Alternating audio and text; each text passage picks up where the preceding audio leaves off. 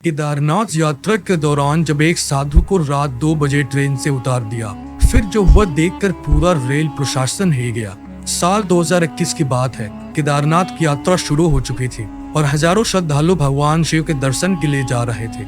इसी यात्रा के दौरान एक ऐसी अद्भुत घटना घटी जिसे देखने वाले सभी श्रद्धालु चकित रह गए। तो चलिए आज की कहानी की शुरुआत करते हैं, लेकिन इससे पहले महादेव के सभी सच्चे भक्त कमेंट बॉक्स में हर हर महादेव जरूर लिखिएगा और इस चैनल को सब्सक्राइब करना मत भूलिएगा। आज की कहानी है मध्य प्रदेश के एक बड़े शिव मंदिर में रहने वाले साधु बाबा त्रिवेणी दास की। ऐसा माना जाता है कि बाबा त्रिवेणी दास के पास महादेव की कुछ शक्तियां थी।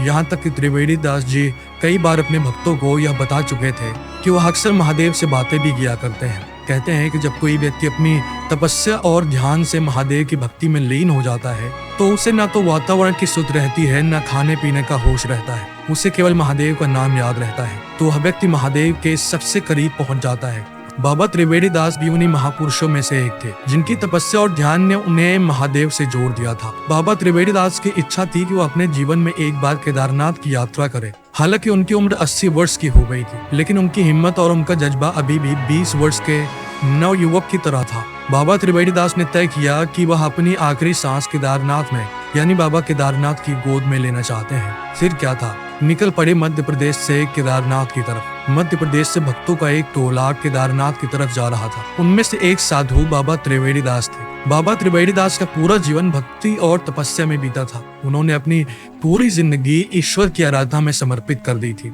बाबा त्रिवेणी दास भी अन्य साधुओं के साथ ट्रेन से केदारनाथ के लिए रवाना हुए। ट्रेन में लोग भजन कीर्तन में लीन थे और यात्रा का आनंद ले रहे थे। बाबा त्रिवेणी दास भी अपनी साधना में लीन थे और ट्रेन में बैठे बैठे भगवान शिव का ध्यान कर रहे थे।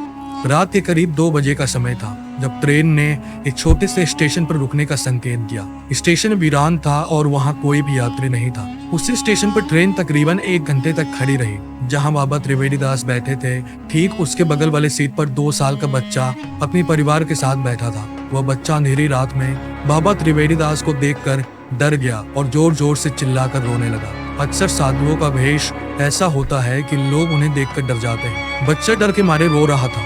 उनके माता पिता भी बाबा त्रिवेणी दास की इस वेशभूषा से काफी भ्रमित थे और उन्होंने रेल प्रशासन को बाबा त्रिवेणी दास के खिलाफ शिकायत दर्ज करा दी और उन्हें ट्रेन से उतारने के लिए कंप्लेंट कर दी। जिस व्यक्ति ने बाबा त्रिवेणी दास के खिलाफ शिकायत दर्ज करवाई थी वह काफी बड़ा अफसर था। अफसर की शिकायत देखकर रेलवे प्रशासन को बाबा त्रिवेणी दास को उसी वीरान स्टेशन पर नीचे उतारना पड़ा। बाबा त्रिवेणी दास ने रेल प्रशासन को समझाने की कोशिश की, लेकिन किसी ने उनकी बात नहीं मानी। उस अंधेरी रात में बाबा त्रिवेणी दास अकेले स्टेशन पर बैठे थे और ट्रेन चल पड़ी।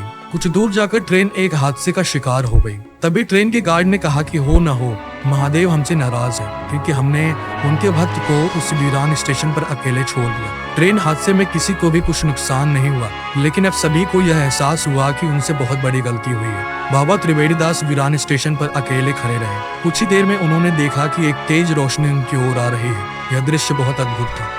रोशनी के बीच से एक दिव्य आकृति प्रकट हुई। यह स्वयं भगवान शिव थे।